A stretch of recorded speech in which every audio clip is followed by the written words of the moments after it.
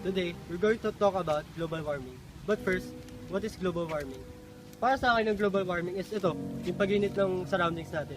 Which is nagkakos siya ng pagkasira ng ozone layer dahil sa mga nasisirang fossils. Alam mo yung pagsunog ng mga fossils, galing sa pollution. Siyempre, yun yung number one cause na nakakasira at nagkakos ng global warming. Tapos yung hindi natin namamalayan yung mga ibang animals. Wala na silang makain. Kasi yun, magpuputol ng mga puno. Natural causes. Yun na yung dulot. Thank you. What's your name? My name is Raven Romano. I'm asking about global warming. This is a project for our natural science. Alright. What do you know about global warming? Global warming is the cause of our climate changes, unnecessary weather, and the changes in the ice and everything.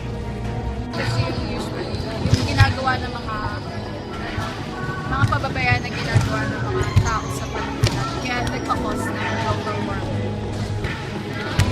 Thank you. What can you say about global warming? What can I say? It destroys our earth. Thank you. Ano sa tingin mo yung mga ways para ma-prevent ang climate change? Tingin ko yun yung pagtatanim ng mga puno and bahay. Like papatay mo yung mga appliances na gamit.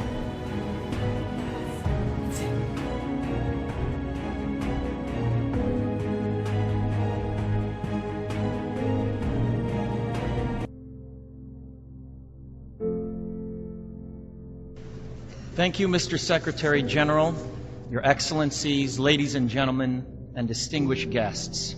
I'm honored to be here today.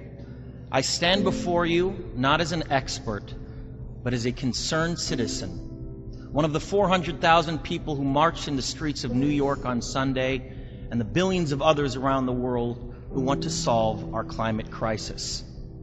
As an actor, I pretend for a living. I play fictitious characters, often solving fictitious problems.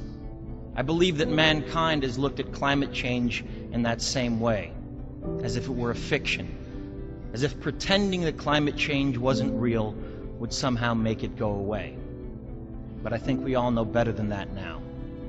Every week we're seeing new and undeniable climate events, evidence that accelerated climate change is here right now. Droughts are intensifying, our oceans are acidifying, with methane plumes rising up from the ocean floor. We are seeing extreme weather events and the West Antarctic and Greenland ice sheets melting at unprecedented rates, decades ahead of scientific projections. None of this is rhetoric, and none of it is hysteria. It is fact. The scientific community knows it, industry knows it, governments know it, even the United States military knows it. The chief of the U.S. Navy's Pacific Command, Admiral Samuel Locklear, recently said that climate change is our single greatest security threat. My friends, this body, perhaps more than any other gathering in human history, now faces this difficult but achievable task. You can make history, or you will be vilified by it. To be clear, this is not about just telling people to change their light bulbs or to buy a hybrid car. This disaster has grown beyond the choices that individuals make. This is now about our industries and our governments around the world taking decisive, large-scale action.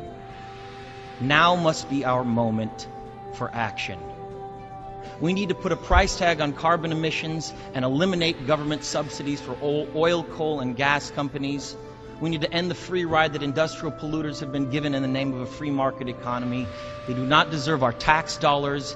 They deserve our scrutiny, for the economy itself will die if our ecosystems collapse. The good news is that renewable energy is not only achievable, but good economic policy. This is not a partisan debate, it is a human one. Clean air and a livable climate are inalienable human rights. And solving this crisis is not a question of politics, it is a question of our own survival. This is the most urgent of times and the most urgent of messages. Honored delegates, Leaders of the world, I pretend for a living, but you do not. The people made their voices heard on Sunday around the world, and the momentum will not stop. But now it is your turn. The time to answer humankind's greatest challenge is now. We beg of you to face it with courage and honesty. Thank you.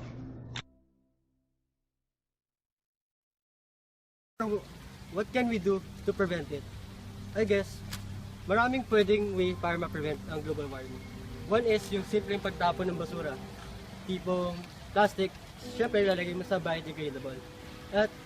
Or yun yung tinatawag na pag-segregate ng basura.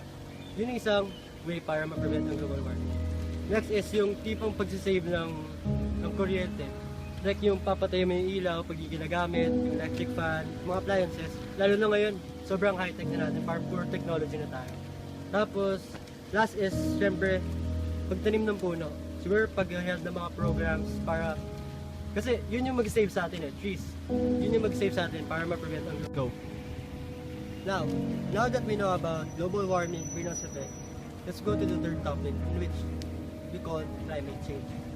Climate change, ito yung papalit-palit ng weather, in which yung cause niya is pag-burn of fuel, just like global warming, somehow related kasi.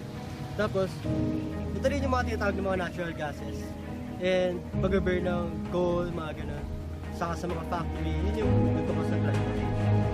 Kasi, lahat ng yun, nag-release siya ng carbon dioxide, na pupunta sa ozone layer, na sa Earth's surface, na nagkakos ng pagkasira. Climate change is one of the most important issues facing us today. Scientists have shown that, starting with the Industrial Revolution, our increasing use of fossil fuels is increasing the warmth of planet Earth. We are in fact pushing Mother Nature into new territory at a rate that she has likely never seen before. We need to change, and we means everybody. Ways to prevent climate change. I guess, halos related naman sila sa global warming, sa greenhouse effect. So, siguro, discipline na natin sarili natin na simple pagtapon ng basura. Tapon natin sa tama. Saka yung tipo pagdidepend ng kuryente, malaking tulong na yun eh. Saka, lastly, kasi yun nga, yung greenhouse gases ang cause ng halos lahat ng mga to. Yung pag-taker ng greenhouse gases. So, I guess, mas okay kung huwag na lang tayo magsunod ng basura. Ilesin yung pag-burn of fossil fuels. Yung mga simpleng bagay yun, maka-prevent na yun sa mga nangyari ngayon sa mundo natin. Para sa atin din naman yun, syempre tayo nakatin. So, I guess we should. So, let's move to the second topic, which is greenhouse effect. Greenhouse effect, this is also somehow related to global warming. Pero ito yung pag-bounce yung pagtama ng araw sa surface ng Earth, in which since sira na yung ng Earth, yung ozone layer, doon na-form ang greenhouse gases, which nagkakos ng greenhouse effect. The greenhouse gases released into the atmosphere because of what we do or buy. What are these greenhouse gases? Carbon dioxide, or CO2, is the most dominant of the greenhouse gases we produce. CO2 is emitted when we burn fossil fuel to heat a home, generate electricity, or drive to the store. The next most abundant gas is methane, or CH4. It's the main component of natural gas, but it's also produced when organic matter decomposes in an absence of oxygen, which happens in flooded rice paddies or in landfill. And animals like cows and sheep produce methane as a major product in their digestive tracts. Now, how can we prevent it? Pwede natin siguro ma-prevent yun. Like, magpupunta ako sa SM, which is malapit lang sa bahay namin. So, kailangan ko ba gumamit ng kotse? Pag gumamit ako ng kotse, magkakos pa yun ng pag-burn ng fuel, in which yun yung number one cause ng greenhouse effect. Kaya siguro pwede ako maglakad na lang, since exercise pa yun. Then, pwede lang gumamit ng bike going to a destination na malapit lang. That simple way, I can save money. What will you do to save Mother Earth?